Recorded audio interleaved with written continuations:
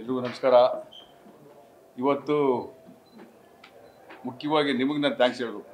ಯಾಕೆಂದರೆ ತುಂಬ ಲೇಟಾಗಿ ಈ ಒಂದು ಕಾರ್ಯಕ್ರಮಕ್ಕೆ ನಾನು ನಿಮ್ಮನ್ನು ಬರೋಕ್ಕೆ ಹೇಳಿದ್ದೆ. ಸೊ ನೀವು ಎಲ್ಲರೂ ಬಂದಿರೋದಕ್ಕೆ ತುಂಬ ತುಂಬ ಕೃತಜ್ಞತೆ ಸಲ್ಲಿಸ್ತೀನಿ. ಎಲ್ರಿಗೂ ಶಾಕಿಂಗ್ ಅನಿಸುತ್ತೆ. ಎಲ್ಲ ಬರ್ತಾ ಇದ್ದೀನಿ ಕೇಳಿ ಏನು ಸಸ್ಪೆನ್ಸ್ ಏನು ಶಾಕಿಂಗ್ ಏನು ಅಂತೆಲ್ಲ ಕೇಳ್ತಾ ಇದ್ರಿ. ಚಿತ್ರ ಮಾಡೋದಂದೇ ನಮ್ಮ ಕೆಲಸ, ಇದೇನಿಲ್ಲ, ಬೇರೆ ಇನ್ನೇನು ಗೊತ್ತಿಲ್ಲ ನಮಗೆ. ಸೊ ಚಿತ್ರ ಮಾಡಿದ್ವಿ.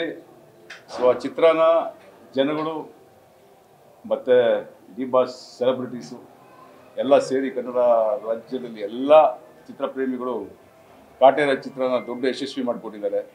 ಸೊ ಅದೊಂದು ತುಂಬ ದೊಡ್ಡ ಸಂತೋಷ ನಮ್ಮೆಲ್ರಿಗೂ.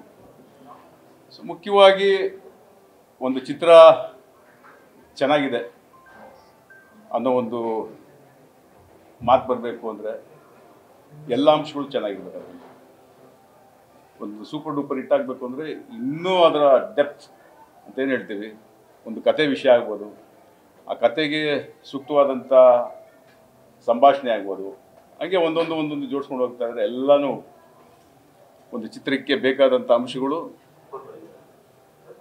ತುಂಬ ಮುತ್ತು ನಂಗೆ ಪೋಣಿಸಿರೋದಂಥ ಒಂದು ಮುತ್ತಿನ ಹಾರ ಆಗಬೇಕು, ಇಲ್ಲ ಆ ಥರದ್ದು ಒಂದು ದೊಡ್ಡ ಸಕ್ಸಸ್ ಆಗಬೇಕು ಅಂದರೆ ಇವೆಲ್ಲ ತುಂಬ ಮುಖ್ಯವಾಗಿ ಒಂದು ಶ್ರದ್ಧೆ ಭಕ್ತಿಯಿಂದ ಮಾಡೋವಂಥ ಒಂದು ಚಿತ್ರನ ಎಲ್ಲರೂ ಮಾಡ್ತಾರೆ. ಬಟ್ ಈ ಚಿತ್ರ ಆಗಿ ಬಂತು ಅಂತ ನಾನು ಹೇಳ್ತೀನಿ.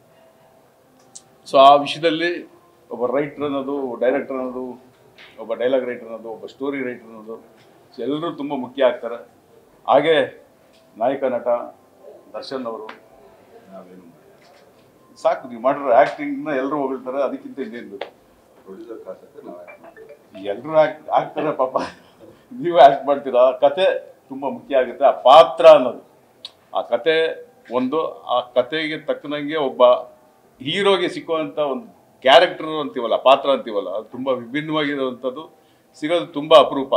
ಅದೆಲ್ಲ ಚಿತ್ರದಲ್ಲೂ ಒಂದೊಂದು ಪ್ರಯತ್ನ ಮಾಡ್ತಾ ಇರ್ತೀವಿ ಎಲ್ಲರೂ. ಸೊ ಅದು ಮಾಡೋ ಸಂದರ್ಭದಲ್ಲಿ ಈ ಚಿತ್ರದಲ್ಲಿ ದರ್ಶನ್ ಅವರಿಗೆ ಈ ಥರ ಒಂದು ಪಾತ್ರ ಸಿಕ್ಕಿರೋದು ನಿಜವಾಗಲೂ ನಾನಲ್ಲ, ನಮ್ಮ ಚಿತ್ರತಂಡ ಅಲ್ಲ, ಇಡೀ ಕರ್ನಾಟಕದ ಜನತೆ, ಇಡೀ ಚಿತ್ರಪ್ರೇಮಿಗಳು ತುಂಬ ಇಷ್ಟಪಟ್ಟು ಅವರಿಗೆ ಹಲವಾರು ಬಿರುದುಗಳನ್ನ ಕೊಟ್ಟಿದ್ದಾರೆ.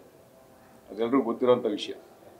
ಸೊ ಈ ಒಂದು ಸಂತೋಷ ಸಂದರ್ಭದಲ್ಲಿ ಮೂಲವಾಗಿ ಇಂಥ ಒಂದು ದೊಡ್ಡ ಸಕ್ಸಸ್ ಆಗಬೇಕು ಅಂದರೆ ಯಾರ್ಯಾರು ಕಾರಣ ಅನ್ನೋದನ್ನು ನಾವು ಮಾತಾಡ್ಕೊಂಡಾಗ ಕತೆ ಬರೆದೋದು ತುಂಬ ಮುಖ್ಯ ಆಗ್ತಂತೆ.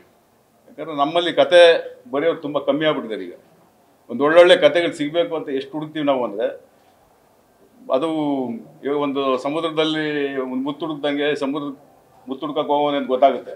ಆದರೆ ಒಬ್ಬ ಡೈರೆಕ್ಟ್ರು, ಒಬ್ಬ ನಿರ್ಮಾಪಕ, ಒಬ್ಬ ಸ್ಟಾರ್, ಅದರಲ್ಲೂ ಸೂಪರ್ ಸ್ಟಾರ್ ಅನ್ನೋರಿಗೆ ಆ ಕತೆ ದಿನ ಬೆಳಿಗ್ಗೆ ಅಂದರೆ ಎಷ್ಟು ಕತೆ ಹುಡುಕ್ತಾ ಇರ್ತೀವಿ ಅಂತ ನಮ್ಗೆ ಗೊತ್ತಾಗುತ್ತೆ. ಸೊ ಕತೆ ಅನ್ನೋದು ತುಂಬ ಮುಖ್ಯ.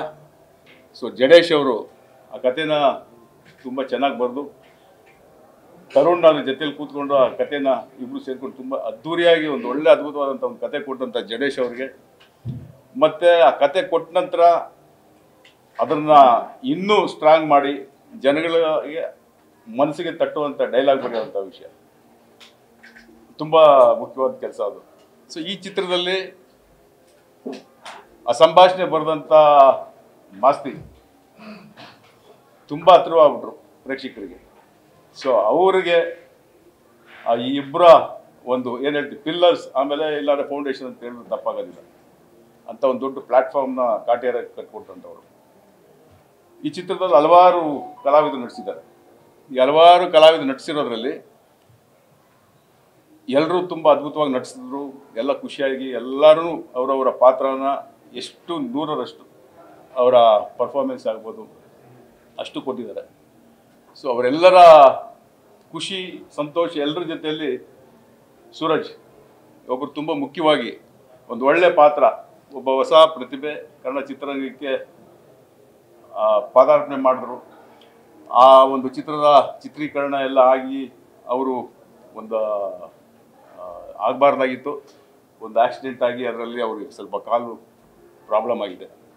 ಸೊ ಮುಖ್ಯವಾಗಿ ಈ ಮೂವರನ್ನು ಮನಸ್ಸಲ್ಲಿ ಇಟ್ಕೊಂಡು ನಾನು ಮತ್ತು ದರ್ಶನ್ ಅವರು, ತರುಣ್ ಎಲ್ಲ ಕೂತ್ಕೊಂಡು ಮಾತಾಡ್ತಾ ಇವ್ರು ಮೂವರಿಗೂ ಒಂದೊಂದು ಕಾರ್ ಕೊಡಬೇಕು ಅಂತ ಅನಿಸ್ತು.